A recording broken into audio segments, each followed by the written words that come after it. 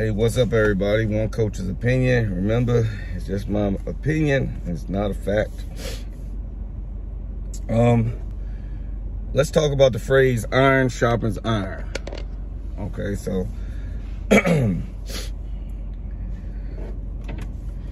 I'll start like this. So the other night, I'm watching the Instagram with my man Greg Hackett and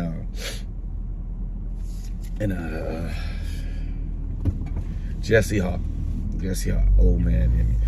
So Jesse said something that I had to give him the utmost respect for. He said, I don't really have anybody in Philadelphia I really can spar with like that. The sparring partners are limited in Philadelphia. And I don't think he was trying to discredit anybody in Philadelphia. I think what he was trying to say was, and he did say it in the end, and it made a lot of sense, and I had to give him so much respect for saying it. He said, most of the guys I spar let me get away with stuff that the guys I'm fighting won't. And that was a big statement for me. Okay. They say iron sharpens iron. So I go with my son, Alontes Fox. When he first started boxing, or turned pro, let's say that, he's 18 years old. His sparring partners were Lamont Peterson, Anthony Peterson, Dominique Wade, Fernando Guerrero.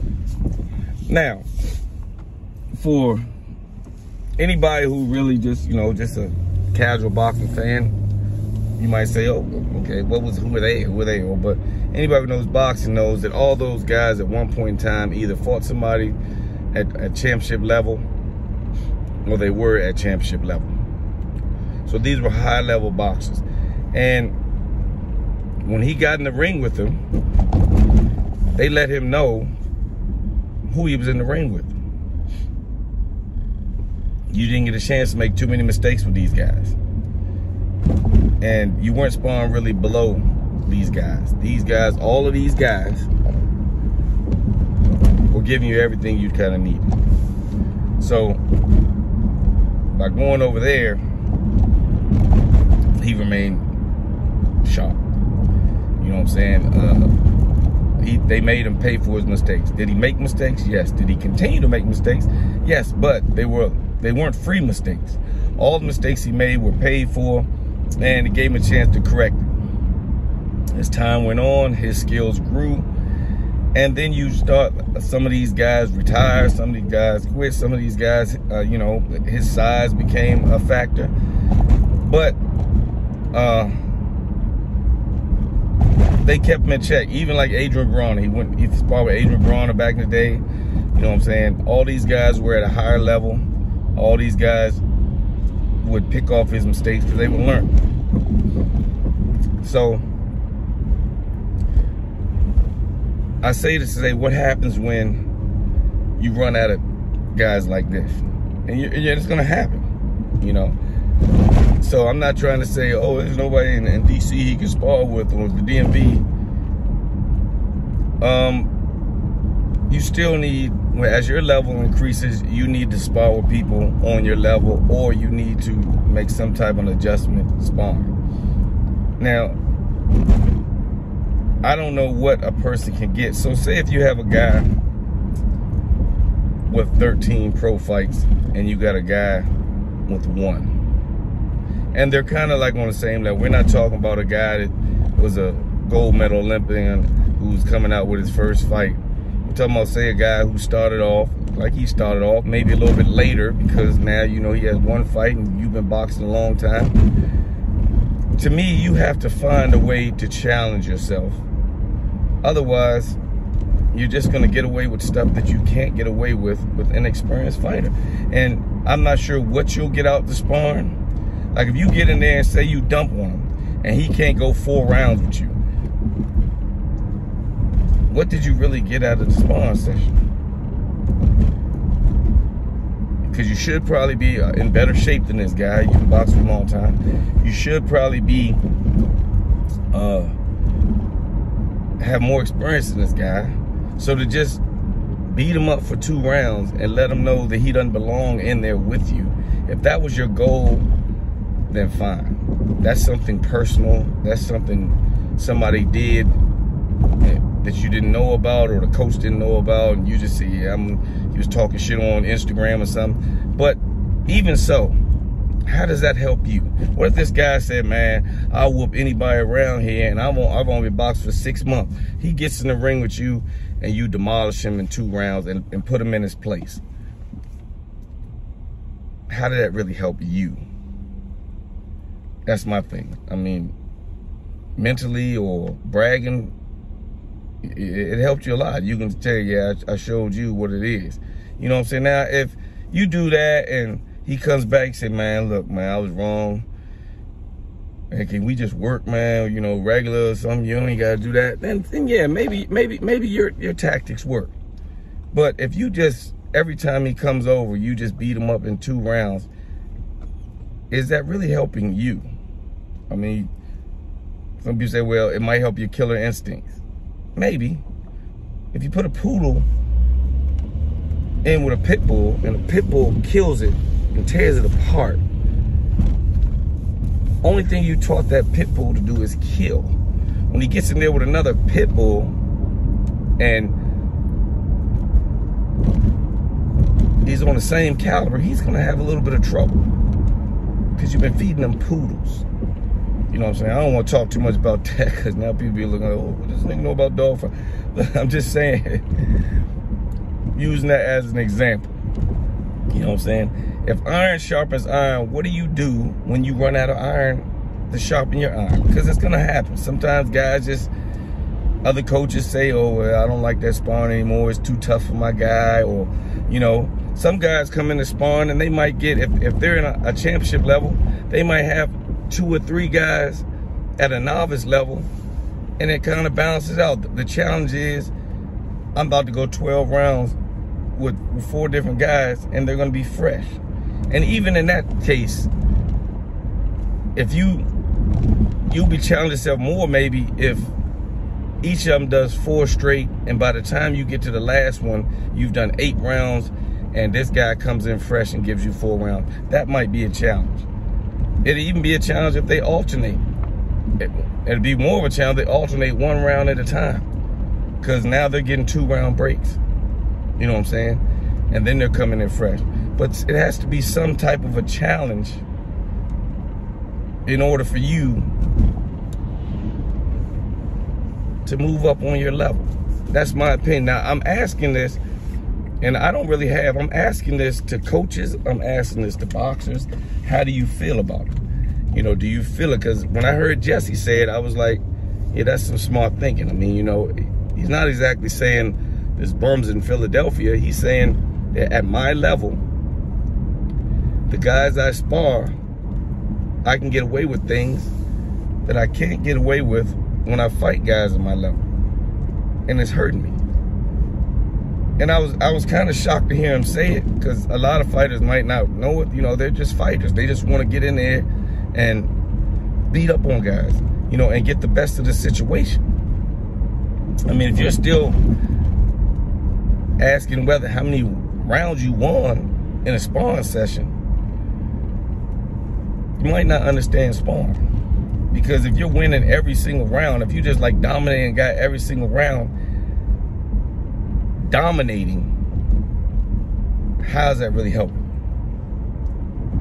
Now, if this guy is pushing you and he comes over and every now and then he has a great day with you, you're like, man, I can't make no mistakes with this guy. You know what I'm saying? Even though I'm better than him, he keeps me on my toes. Even though I might have more experience, he keeps me on my toes. That's good sparring. That's proper sparring for you. That's sparring that you can get ahead, but it has to be something that you're doing to handicap yourself if you're on a higher experience level. Now, if you got some guy that's a phenom and he's about to turn pro, but this guy is extra sharp and he's been working with guys, he's not the average guy, then fine. That doesn't matter, but you'll find that out.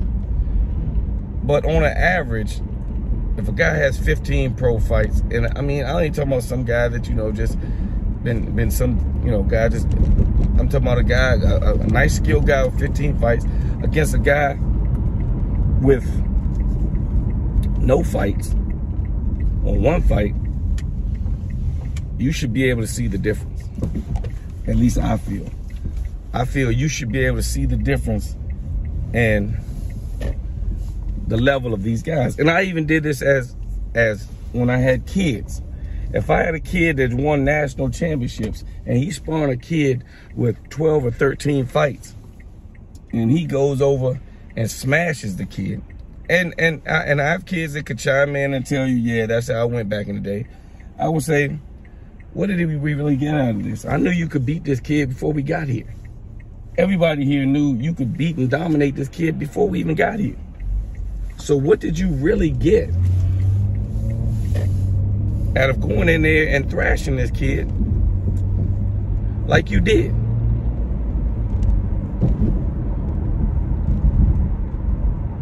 And that's kind of where we end off at. Like, what did you really get out? If you're not getting anything out of the sparring session, if you're not growing, then what are you getting if it's not going to help you?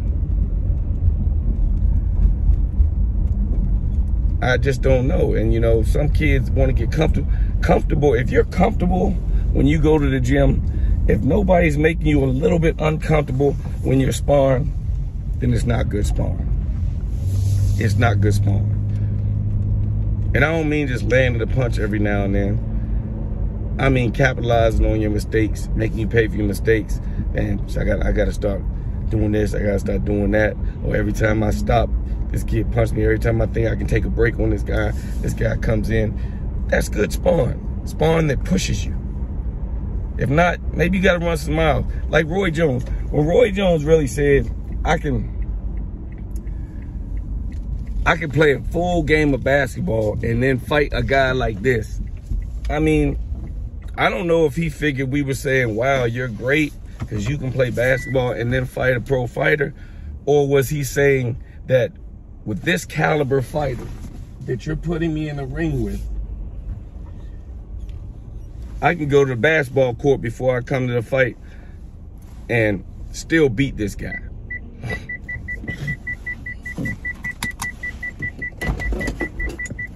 So that's saying, my bad. So that's saying this guy shouldn't be in the ring with me. And if that's what Roy was trying to tell the world, the guys you're putting in the ring, they shouldn't be in the ring with me, then that's one thing. But I think he was trying to tell the world that I can play a game of basketball and fight a pro fighter. And you can, the right pro fighter. You can't play a full game of basketball and fight Bernard. You can't play a full basketball game and fight Kawasaki. You can't play a full basketball game and fight Tarver. And I ain't saying like Tarver's the lesser. I'm just saying these are guys that you can't do that with. And these are the guys that you ended up fighting in the latter part of your career and losing to. So that's something you might want to challenge. I can go to basketball court and come in and spar a guy if that's what you want to do. If you really want to disrespect the sport like that, you can. But in some way, fashion, or form, you're going to have to create that iron, because at one point in time, you'll probably run out of iron to sharpen your iron.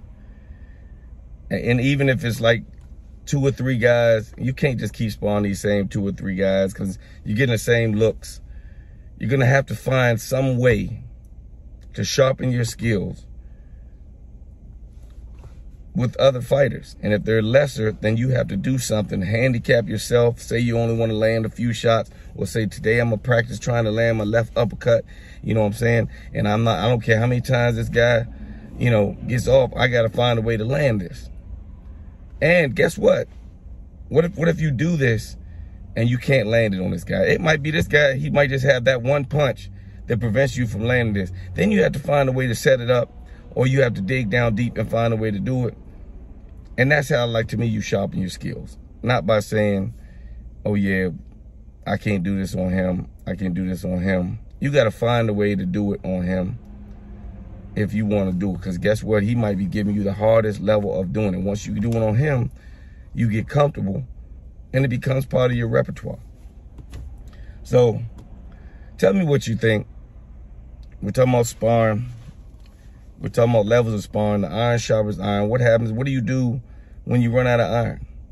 What do you do when you're the toughest kid on the block? When you become the toughest kid on the block and everybody that used to give you challenges has either retired, stopped boxing, or they're like, Joe, you know, I'm to the level where I don't do that hard sparring anymore. And you'll find those guys.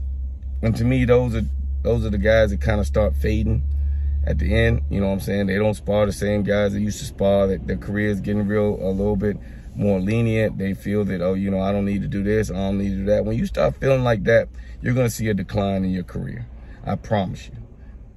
I mean, you see it all the time. I'm not going to name names or handpick, but you see it all the time. When guys just don't look the same, don't think it's just that. It might be that guy across the ring, but it might be the way they prepared for that guy across the ring, because they've gotten at a certain level that it's hard to challenge them. They're used to what they normally do, but what you normally do isn't challenging anymore. But it's a good workout, but it's just not challenging. It's not challenging you up here.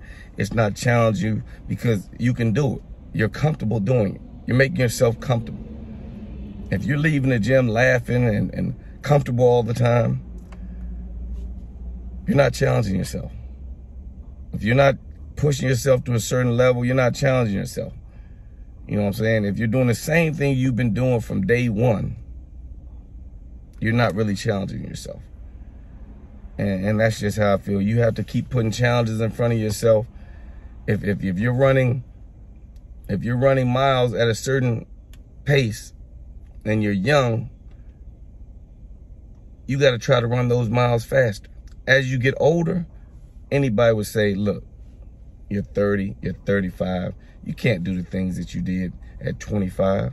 Your challenge really now is to keep up with the pace that you had when you was 25. That's your challenge now. Not to add an extra minute onto your miles because you're 35. Now your challenge is, I got to do what I could do when I was 25. Because guess what? You're still going to be fighting some of those young guys that are in that same shape that you were in back in the day when you were beating guys that you weren't supposed to beat. And that's when boxing gets tough for the average person, when you start doing things that you're not supposed to do. Kambosos was not supposed to beat Lopez. People didn't have that, but he did. I'm not saying he wasn't capable. I'm not saying he didn't have skills to. I'm not trying to say he wasn't good enough. I'm just saying on paper, people didn't think he could beat Lopez. And when he became champ, the challenge was Devin. Devin went in there for the first time with somebody that people felt, you're not exactly supposed to beat this guy. Sure, his fans felt you could beat him, but a lot of people did. When they invited him over to Australia, all those fans over there were telling Devin, you're not supposed to beat our guy. And not only did he do it once, he did it twice. So now I have a whole different respect for him because he's done things that he wasn't supposed to do in the sport of boxing. Sure, does he have more challenges? Yeah, you got your Tanks. You got the Shakurs out there. You got all of, there's plenty more challenges out there. But I doubt people say that Devin can't beat these guys. He doesn't have the ability to beat these guys. And even if he loses to these guys, just how it is. It's not because he wasn't good enough. It's just how it is. But they were challenges. So, one coach's opinion. Tell me what you think. Let's roll.